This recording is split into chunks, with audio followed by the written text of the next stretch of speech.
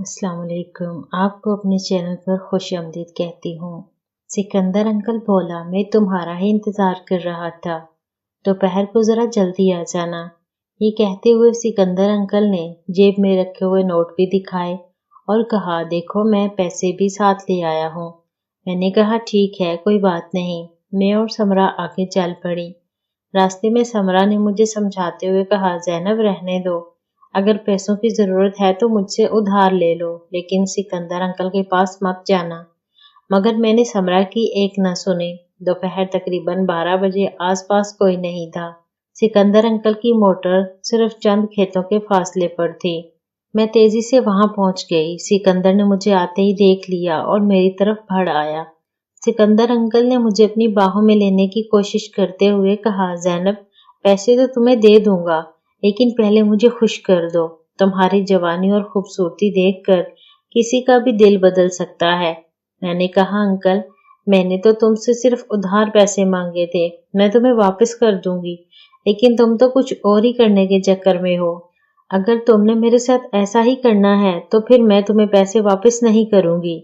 Sikandar uncle हंस कर बोला, वापस ना करना। मोटर वाले कमरे के अंदर एक बड़ी सी चारपाई पड़ी थी। सिकंदर अंकल मुझे मोटर वाले कमरे में ले गया और चारपाई पर लटाकर और मेरे करीब आने लगा और बोला, अभी भी तुम बिल्कुल जवान लड़की लगती हो। मैंने कहा, सिकंदर अंकल, ये काम मैं पैसों की जरूरत के लिए कर रही हूँ, मगर पैसों के साथ मुझे पूरा मजा। मेरा नाम जैनब है। मैं और समरा पैदल जा रही थी। रास्ते में मैं समरा से कह रही थी, गुर्बत ने तो हमारी कमर तोड़कर रख दी है। आगे मेरे भाई की शादी आने वाली है और मेरा शोहर 1 रुपया भी नहीं देता। बताओ, आखिर मैं किसकी आगे हाथ फैलाऊं? हम गन्ने के खेतों के साथ साथ चलते हुए बातें कर रही थी।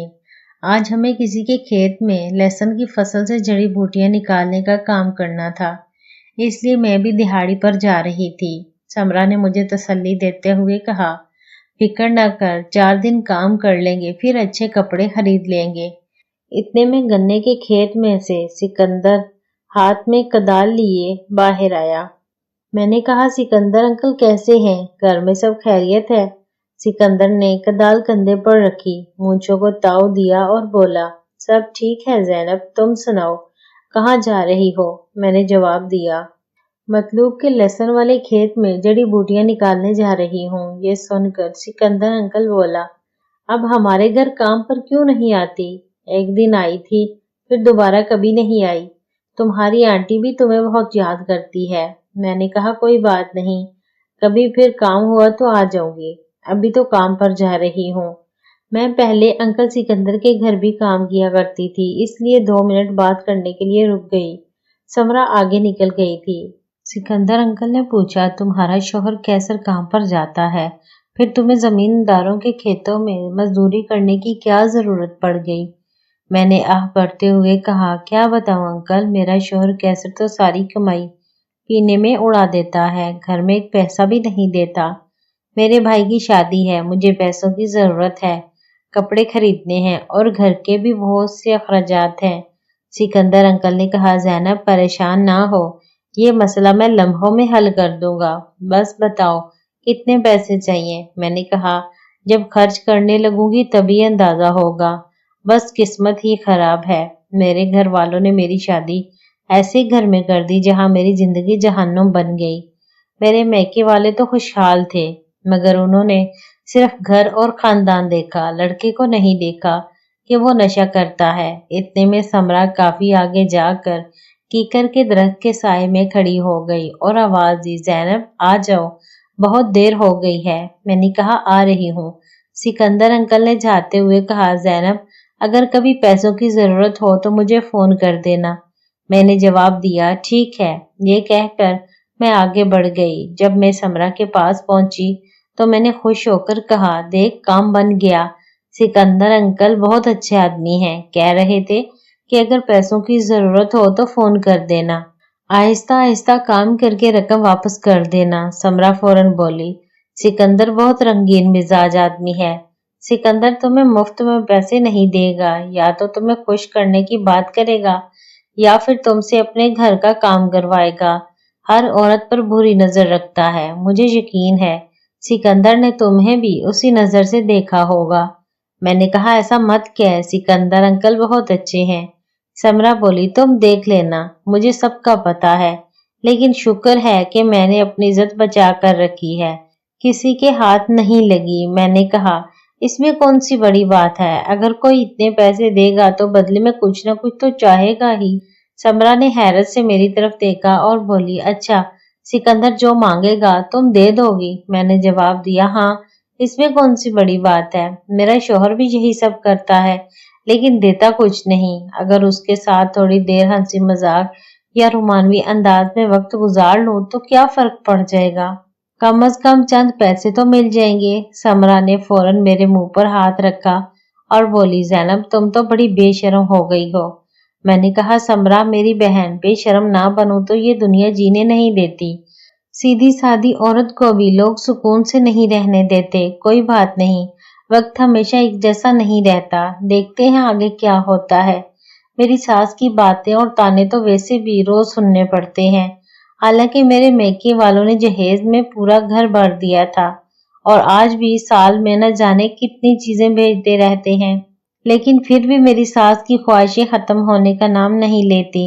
सारा दिन हम लहसुन के खेत में घास और जड़ी बूटियां निकालते रहे और शाम को थके हारे घर वापस चल पड़े। जब हम दोबारा गन्ने के खेत के करीब से गुजर रहे थे तो सिकंदर अंकल खेत की मंडीर पर बैठा था।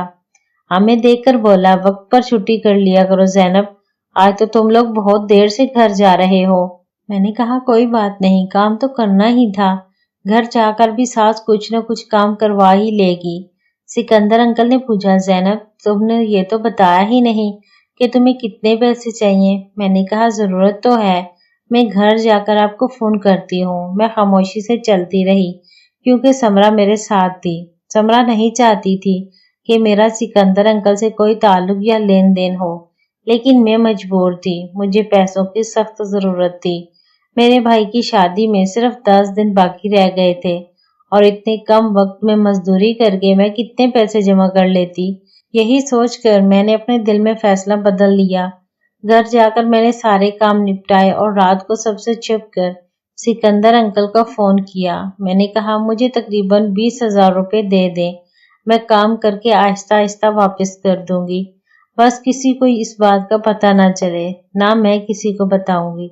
शादी से चंद दिन पहले मैं अपने मैके चली जाऊंगी, वहां जाकर यही कह दूंगी कि ये सब चीजें मेरे वालिदैन ने खरीद कर दी हैं।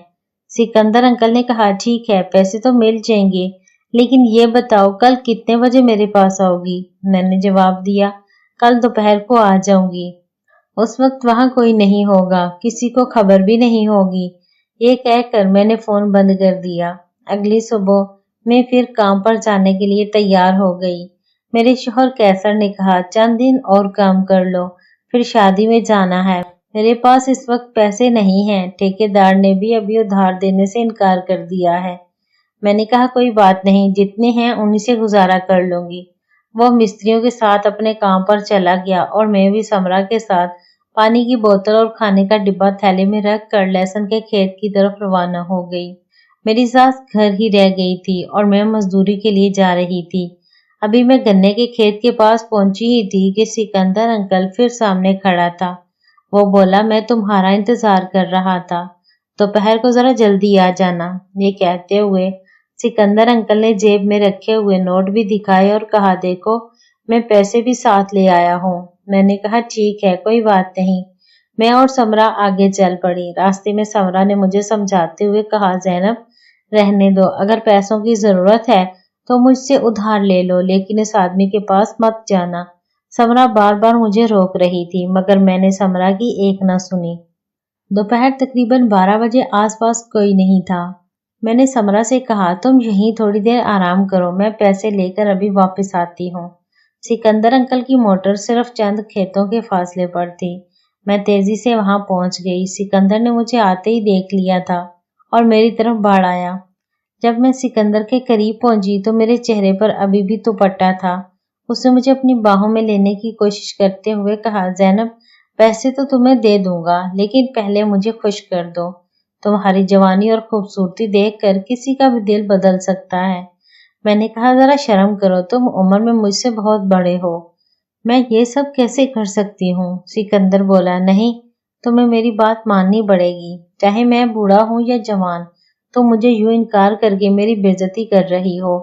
میں نے کہا میں تو تم سے صرف ادھار پیسے مانگے تھے، میں تمہیں واپس کر دوں گی، لیکن تم تو کچھ اور ہی کرنے لگ گئے۔ اگر تم نے میرے ساتھ ایسا ہی کرنا ہے تو پھر میں تمہیں پیسے واپس نہیں کروں گی۔ سکندر ہنس کر بولا، واپس نہ کرنا۔ میں اور سکندر موٹر والے کمرے میں ایک ہی چارپائی پر بیٹھے ہوئے تھے۔ اندر ایک بڑی سی چارپائی تھی۔ سکندر میرے قریب آنے لگا اور بولا، ابھی بھی تم بالکل جوان لڑکی لگتی ہو۔ میں نے کہا، اور کیا، میں تمہیں بوڑھی لگتی ہوں؟ اگر تم بوڑھے ہو تو اس میں میرا کیا قصور؟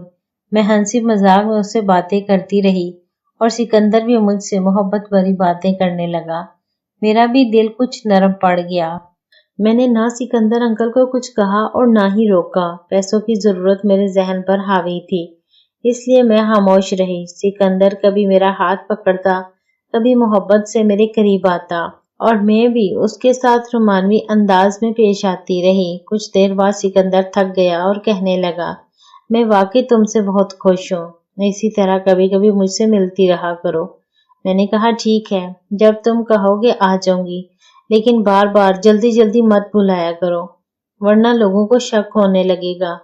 اس کے بعد میں سکندر سے پیسے لے کر واپس سمرا کے پاس آ گئی۔ مجھے دیکھتے ہی سمرا بولی، اس بوڑھے نے تمہارے جسم پر یہ کیسے نشان بنا دیے؟ میں نے کہا، سکندر حد سے بڑھ رہا تھا، لیکن مجھے پیسوں کی ضرورت تھی، اس لیے برداشت کرنا پڑا۔ میرے جسم پر واقعی اس کے نشانات تھے۔ سمرا نے ہمدردی سے گیلا کپڑا لا کر میری گردن پر رکھا۔ میں نے کہا، رہنے دو، کچھ نہیں ہوتا، کسی کو پتہ نہیں چلے گا۔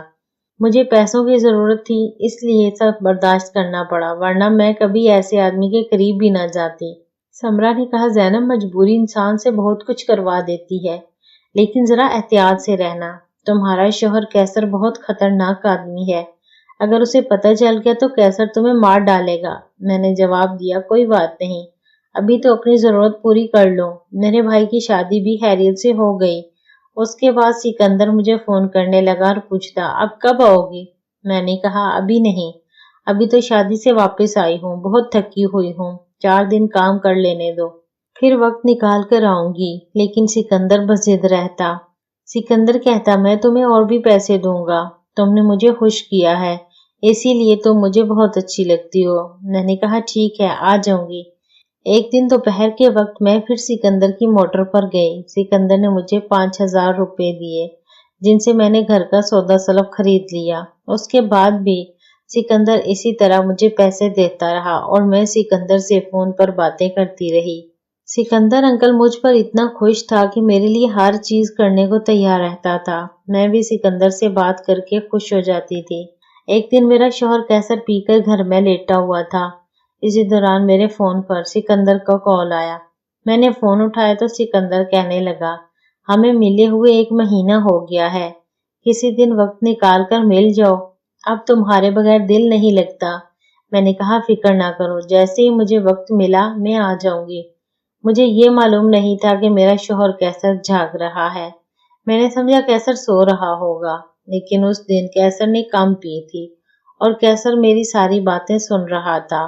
جب فون ختم ہوا تو کیسر اٹھ کر کہنے لگا، اپنا فون دکھاؤ، یہ کس کا نمبر ہے؟ میں نے جھوٹ بولتے ہوئے کہا، پڑوسن کا فون تھا۔ کیسر نے غصے میں میرے منہ پر تھپڑ مارا اور میرا فون چھین لیا۔ کیسر نے فون میں سے وہ نمبر نکالا اور دوبارہ ملا دیا۔ میں کیسر سے فون واپس لینے کی کوشش کر رہی تھی، لیکن اس دوران دوسری طرف سے سکندر انکل نے فون اٹھا لیا اور کہا، زینب، کیا ہوا؟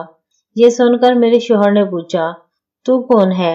دونوں کے درمیان سخت تل کلامی ہوئی اور ایک دوسرے کو برا بھلا کہا۔ اب کیسر کو ساری بات سمجھ آ چکی تھی۔ کیسر نے غصے میں فون بند کیا اور دیوار پر مار کر توڑ دیا، پھر مجھے بہت مارا۔ میں نے روتے ہوئے کہا، اگر تم نہ پیتے اور مجھے گھر کے خرچ کے لیے پیسے دیتے تو مجھے باہر کسی کے سامنے ہاتھ پھیلانے کی ضرورت ہی نہ پڑتی۔ میرے شوہر کیسر نے کہا، میں تمہیں طلاق دے دوں گا، اب میں تمہارے ساتھ نہیں رہ سکتا۔ لیکن میری ساس نے کیسر کو بہت سمجھایا، اس لیے کیسر نے نہ مجھے گھر سے نکالا اور نہ ہی طلاق دی۔ कैसर ने कहा, मैं तुम्हें एक मौका दे रहा हूँ, लेकिन आज के बाद तुम घर से बाहर कदम नहीं रखोगी। मार खाने की वजह से मेरे चेहरे पर नील पड़ गए थे। अगले दिन समरा मुझसे मिलने आई। उसने कहा, ज़ैनब अब ये सब छोड़ दो, वरना तुम्हारा घर बर्बाद हो जाएगा, और अगर बच्चे हुए तो वो भी दर बदर हो जाएंगे। उनकी परवरिश कोई और नहीं करेगा। उसकी बातें मेरे दिल में उतर गईं। मैंने सोचा कि अब सब कुछ खत्म कर देना चाहिए। इसी दौरान मेरे शोहर ने कहा, आइंदा तुम्हें जितने पैसों की जरूरत होगी मैं लेकर दूंगा। मैं पीना भी कम कर दूंगा, लेकिन मैं ये बर्दाश्त नहीं कर सकता कि तुम किसी और मर्द के साथ ताल्लुक रखो। समरा मुझे पानी पिलाती रही और हौसला देती रही। समरा बोली, जो होना था वो हो गया, लेकिन अगर अब तुम समझदारी से काम लोगी तो तुम्हारा घर बच जाएगा, वरना सब कुछ बर्बाद हो जाएगा। मैंने कहा, ठीक है, अब मैं सिकंदर से कभी बात नहीं करूंगी। उसके बाद मैंने सिकंदर से दोबारा कभी राब्ता नहीं किया। मेरे शोहर कैसर ने मेरा घर से बाहर जाना भी बंद कर दिया। घर की हर जरूरत पूरी होने लगी। अगरचे मेरी सास कभी कभी मुझसे झगड़ती और ताने देती थी, मगर मेरा शोहर कैसर उसे भी रोक देता और कहता, अब ये घर ही में रहती है, ज़ैनब का किसी से कोई ताल्लुक नहीं, तुम ज़ैनब को किसी किस्म का ताना मत दो। तब मुझे एहसास हुआ कि मेरा शोहर कैसर इतना भी बुरा नहीं था जितना मैं समझती थी। मैंने सिर्फ पैसों के लालच में एक बहुत बड़ी गलती कर दी थी और अपने शोहर का दिल दुखाया था। मैंने एक बार फिर अपने शोहर से माफी मांगी। कैसर ने मुझे गले लगा लिया और माफ करते हुए कहा, शोहर जैसा भी हो, इंसान को उसके साथ निभाह करना चाहिए। किसी की कमजोरी देखकर उसे छोड़कर